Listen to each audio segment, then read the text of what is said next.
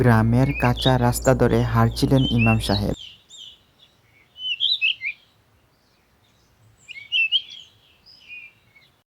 আকাশ ভেঙে হঠাৎ মুষলধারে বৃষ্টি নামল।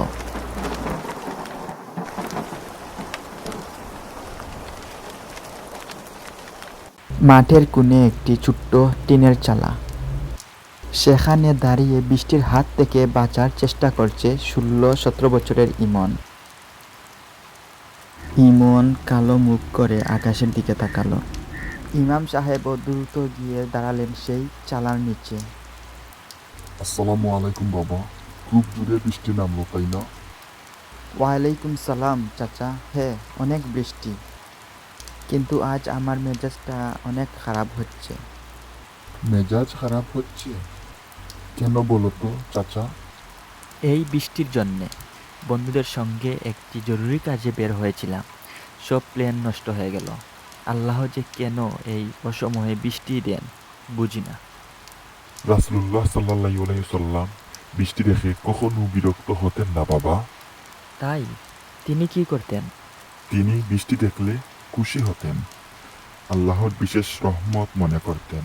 এক সময় বৃষ্টির পানি গায়ে লাগাতেন এবং বলতেন এইগুলো এইমাত্র তার রবের কাছ থেকে এসেছে, অর্থাৎ বৃষ্টি সরাসরি আল্লাহর কাছ থেকে আসা একটা বড় নেয়ামত।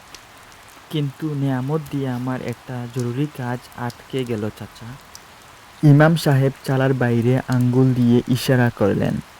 দূরে চাতক পাখির মতো ফেটে যাওয়া ফসলের মাঠ পানিতে ভিজছিল। গত কয়েকদিন আগে কি গরম ছিল দেখছিলে না বাবা? হ্যাঁ, গরমে তো টিকা যাচ্ছিল না, চারপাশ শুকিয়ে কাঠ হয়ে গিয়েছিল।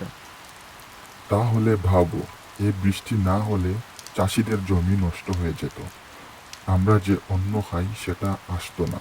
এই বৃষ্টির প্রতিটা ফোঁটা আল্লাহর হুকুমে একটি নির্দিষ্ট সময়ে আসে।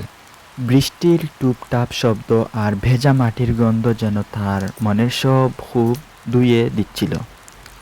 আবির অনুতপ্ত সুরে জিজ্ঞাসা করল, তার মানে আমার সাময়িক প্ল্যান নষ্ট হওয়ার চেয়ে এই প্রকৃতি আর লাখ লাখ মানুষের বাঁচাটা সবচাইতে জরুরি ছিল?